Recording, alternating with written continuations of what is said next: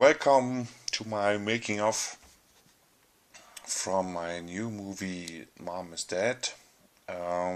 This movie is in early production, so I don't have many things to show. This is the first scene I created for this movie, and I just wanted to show you some things I did here. So as you can see, this is a really big set, so kind of house for doing vacation, little sunny villa, and with beaches and jungle, so it looks like Caribbean or Florida or whatever.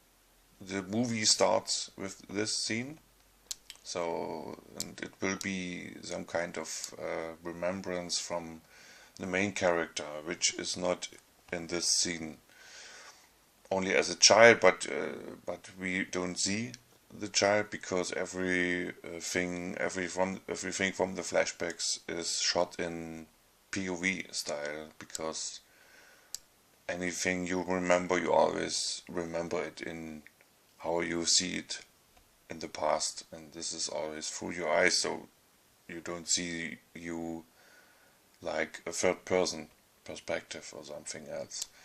This is not what I wanted. I wanted to create a real remembering of some of the scenes of this vacation. So as you can see, I created some kind of island. This island is a 3D model from DAS Studio I purchased years ago, and I reuse it several times, and I use it here again. And all those plans are from from the content pack from Reallusion, which looks really cool. I'm in the medium quality right now because even this is my new PC. It's really hard for the hardware and for the software to cope the amount of things which are here to render. If I look at the project settings, let's see, there's 437 props, 477 trees, 14 lights, 3 avatars. This is really, this is a lot of stuff, and this project is about 1 gigabyte big. This is really big. Okay, let's go to the house I created. This is this villa is from another content pack from one of the third-party developers who selling stuff in the content store from Reallusion. I retextured a lot of those houses, this texture and the floor. Some of the furniture and some of the pictures you're gonna see here are all added to this house because it in its original state it didn't look quite good, and I wanted to have it in another way. These porch here, yeah, that's great.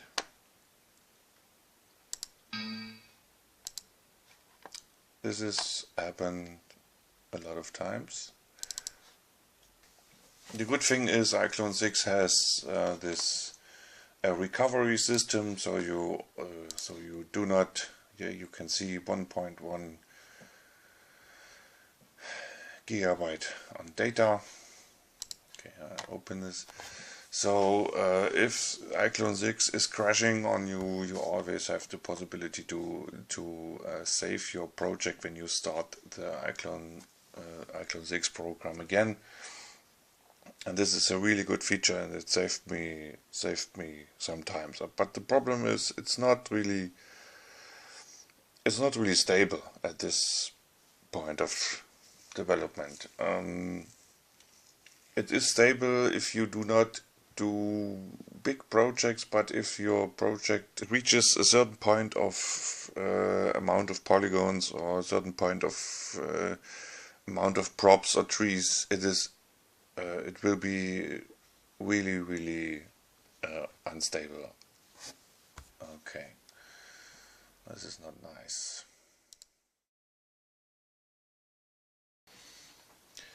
Okay, welcome back to my making of.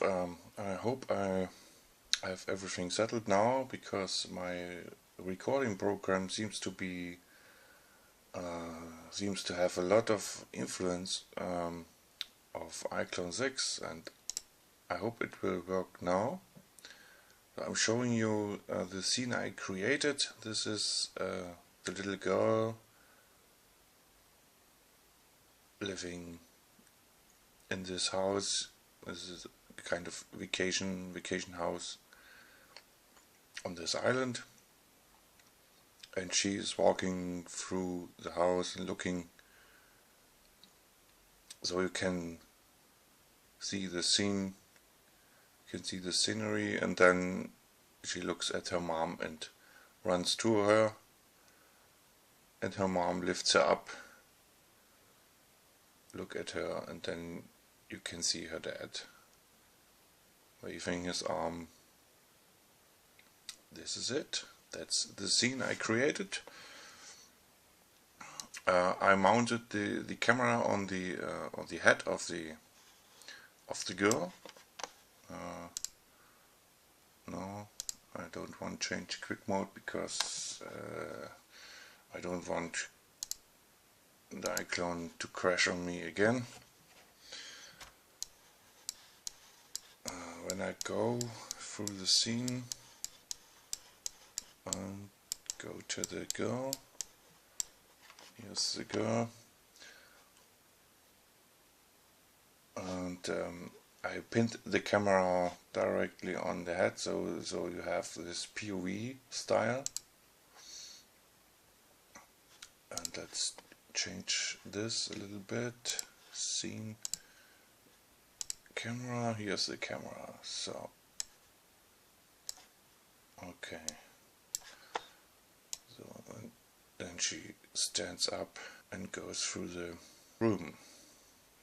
Let's look for the light. As you can see, there are several lights put in this scene. I'm gonna talk about the lighting, and first of all I switch everything on, so you can see every light I used here.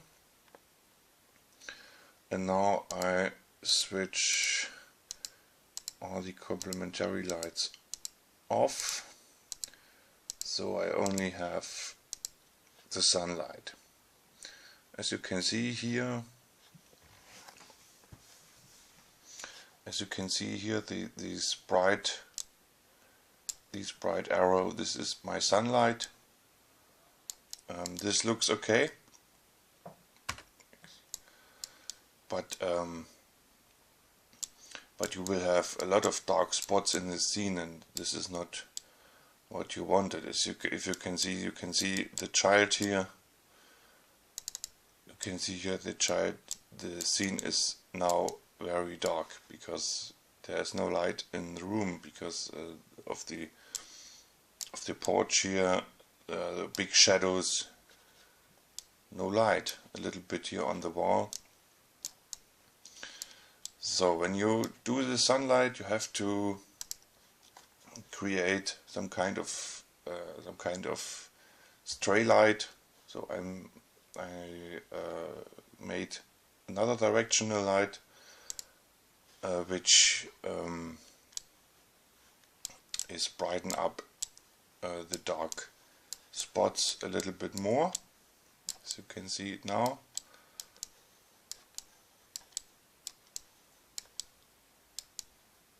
So it is much brighter than before. I can switch it off again. So now, okay, you can see this. But it doesn't look really good. So you have to put some more lights in the scene to make it like a sunny day in this room here. First of all, I needed some kind of sunlight in this child room, in the room where this child lives. So I created,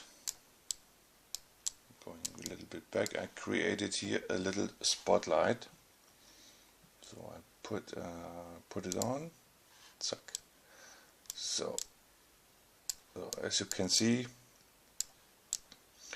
now we have a nice shadow here on this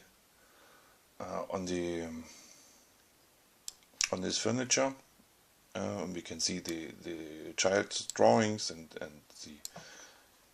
the toys. When I switch back to the camera I recorded, you can see when she's going up, you can see her shadow here. So this is a nice thing to have, and then she's watching those drawings and then she's going. So this light makes the room much more believable. It's not really realistic because the sun has a much higher point on the sky, but this isn't the point of lighting. The point of lighting is to make a believable light, not a realistic light. Okay. So, and I put, okay, I'm going back to the preview camera, and I did create a point light for the child room too. I make it, I switch it on. As you can see, here's the point light. It's just to make it a bit brighter and not so dark. This is really important that you always do a point light. If you have a spotlight, you always do a point light with it, with not so much range and not too bright, and so the light looks a bit more realistic. Okay, and I do this with all other rooms where the child is going through. So as you can see, I have here three lights. I think there are three, or no, only two. 2 point lights in the living room. Yes. Okay. I switch this on. Yes and yes. So now the living room has a different color. It looks a bit brighter and it's a bit nicer to watch. Yes, this light belongs to this window, and this point light belongs to all those openings here, the window here, the opening here, and the doorway. Okay, and then I put another point light in the floor. And I go here. This dark room where the child is coming through. I made it not too bright, because this is the only room where no sunlight is hitting. So it would be unrealistic if this is a really bright room. So I left it darker. Let's switch to the mother. Okay, X. So as you can see, the mother gets the sunlight, but she's very dark in the back, and she's turning around, and I need some light to create a realistic sunlight. So I have to create two more lights, one on the left side, one on the right side. I switch them on. So okay, as you can see, we have here on this side is lit up, and this side too. So this is this light and this light. So, and then I have to put a point light directly here under the porch. That's this point light. Okay, I switch it on. So now she has more light from the back, so she will look it will not look so dark when she's turning around. I have two more spotlights.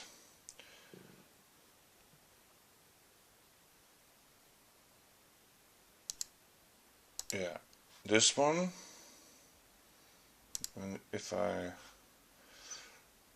put it on, I have some shadows falling here into the room. I wanted to have kind of small shadows here from the chairs. I wanted to simulate a little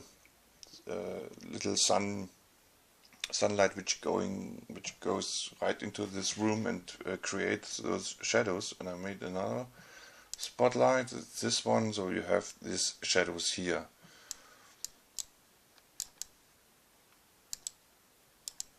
Here you can see it, and it makes the room a bit more brighter, and this creates the feel of realism, a little bit feeling of realism. So what we have, okay, the father. So, okay, then go to POV again, to the end of the scene, where she's on her mother, and then you can see the father is coming his way, and he is really dark because the sunlight is from behind, is shining on his back, but I need light in front of him. So I created a spotlight, this one, and I switched off the shadow because I didn't want any shadows from this one, because only the sun creates shadows. This is really important, and I did a point light, this one, put it in front of this character, so he is good to see, as you can see it here. A quick tip: when you render your final scene, I always render image, and I always do JPEG and set the quality to 100, full HD. And one thing you should always check is super sampling, and you lose the highest size, high 3x3, and high quality shadows. This will reduce the speed of rendering, but at the end the picture quality is really good. Yeah. Okay. So this is for now. Yeah. See you next time.